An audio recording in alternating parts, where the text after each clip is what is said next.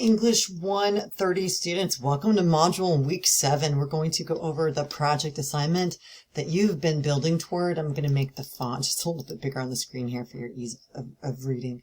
Here's what we're doing this week. You're going to analyze written works using critical reading techniques. You've actually been building on that all term. Explain in written communication a writer's choices in relation to audience, purpose, and subject. Adapt the process to various situations. And your situations are the two different audiences that you've chosen this term. So the module overview, we're going to talk about revision tactics.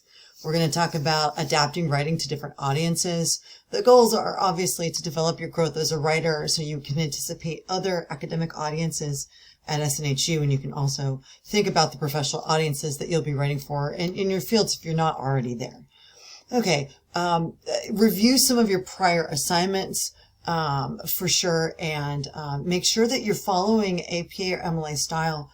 When you're working on the APA and MLA documents, then this is the perfect time to reach out and set up opportunities to work with me in conference. I will have opportunities coming up this week. Just email me and let's look at our schedules, and we'll try to negotiate a time that works for the both of us. I want to make sure that you get the most out of each assignment. Okay, so module at a glance, let's take a look at the guide. You're going to be revising your writing. The assignment starts off by saying since the beginning of the course, you've completed and prepared all of these different exercises and logs and drafts, but you have two parts for this revision for your project. Okay, first you're going to revise your draft to the first paper based on instructor feedback that you got in module 5, right? Once you finish revising that draft, then you will use it to write the other version for your second audience. Okay, so some strategies you can use to help you complete the project, obviously, and I've been giving a lot of this feedback, is when you have an accompanying rubric, which we'll look at the end of this video, use it as a checklist. Make sure before you submit this as final that you have every component that's gradable so that you get the highest grades. And it's a good way of showing us the gaps in our own logic or the gaps in our documents. Okay. So let's take a look at the resources you've got. You've got in our textbook, chapter 28, and how to write anything, and chapter 52. You've got information on APA documentation and format. Here we've got information on revision and proofreading. And then we've got the MLA. So you'll notice you don't read both of these sections. You just choose one depending on the style that you've chosen earlier. And if you're going to use APA, those are students who are going into like STEM, social science, and science disciplines. The students who are going into history, going into the humanities and the arts, would more than likely choose Modern Languages Association or MLA. If you have any questions about which style to choose, all you have to do is reach out and let me know. In addition, we've got these style guides, and if you look at them, when we click on them, you should be able to perhaps save this page. And we've got all of these different sub pages for support. And our Writing Center tutors can help you with that content as well. Note that there are small videos, 2.5 minutes, under 2 minutes for you to review. So there's not a ton of new information. This is not introducing any ideas outside of revision and formatting, and just sort of a reinforcement of the work that you've done so far in your draft and in other term exercises. Now, here's the project, the 7-1 project. Let's take a look at its guidelines and its rubric. Okay, so it says, in this project, you will demonstrate your mastery of the following competencies. You're analyzing that text that you chose.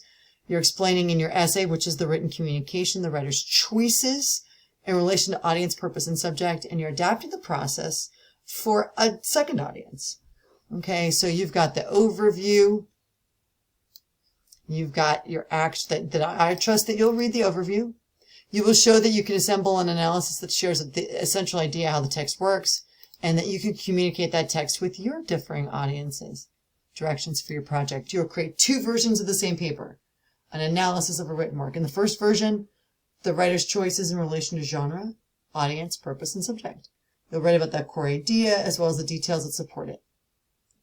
For the second version, right, that's what you've kind of already done, correct?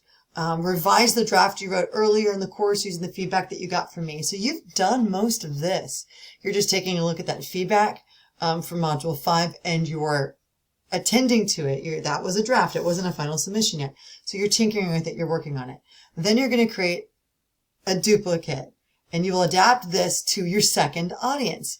So I want to see both audiences, right? So you were able to edit the first one and then you're going to go in and then edit the second version of it so say if your first audience was employers, your second audience was employees, you're going to have maybe different focus details, different introduction, a different hook detail, a slightly different thesis perhaps, right?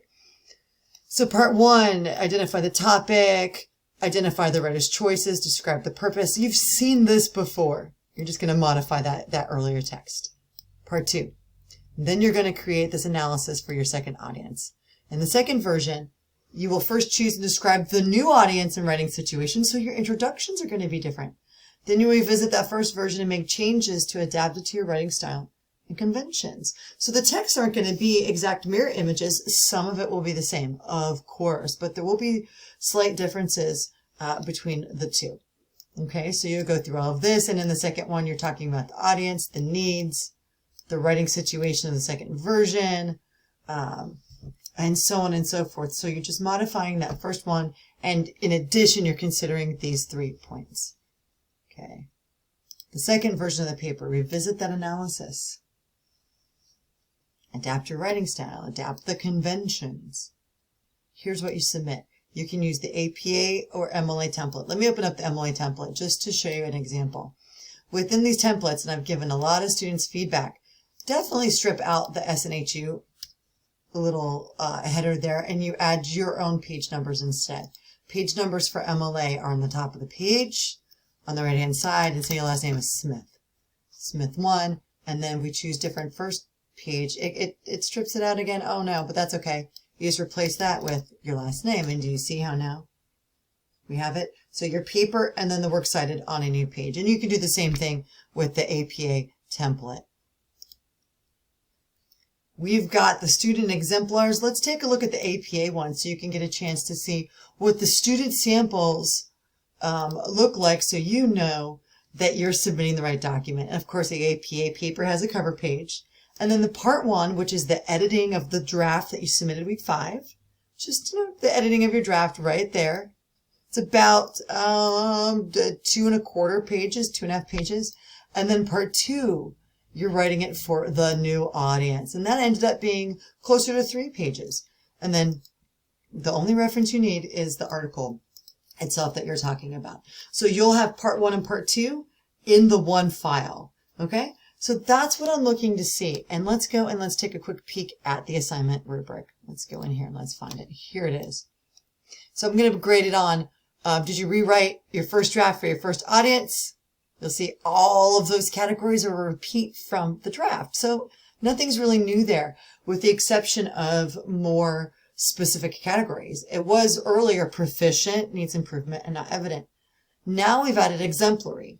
Before in a draft, just to get pretty close, you got full points. So it may seem like your draft was a little bit, the grade was inflated, but it was just a draft grade, right? Drafts don't have to be perfect, but now the grading is going to be just a little bit more nuanced. So pay attention to that. The topic, the genre, like where was the article published? Who was the author writing for? What was the article about? Who wrote it? Where was it published? Who was the writer writing for? That's genre. And the purpose, what were they trying to do with the text? Audience, purpose, subject, get to keep going, the historical and or cultural context, the core idea, the details, the evidence. And then here's the new part. This is where you modify it for that second audience. Okay? Are you showing a distinction between audiences? Are you meeting that second audience's needs in a little bit more detail? Have you explained the writing situation and the writing style? Are you following and phrasing in a way that's really organizationally accessible? And then clear communication at the sentence level. Are you consistent with capitalization? Are you consistent with fragments, with not writing in fragments, for example, with word choice? And then finally, you do get points for did you document your source per MLA or AP style? All right. So just reach out to me if you want to set up a time to work on this. We can do a Zoom meeting where we can go over your draft and you can get some feedback before final submission. It's always good to reach out during the week before an assignment is due. If we can't figure out a time that works for us together, I would definitely reach out and work with the SNHU Writing Center tutors. So I wish you phenomenal luck. This is a big week for you, but if you've been keeping up so far, don't sweat the small stuff. You've got this. If you need any support, reach out and let me know, and I hope you have a wonderful week.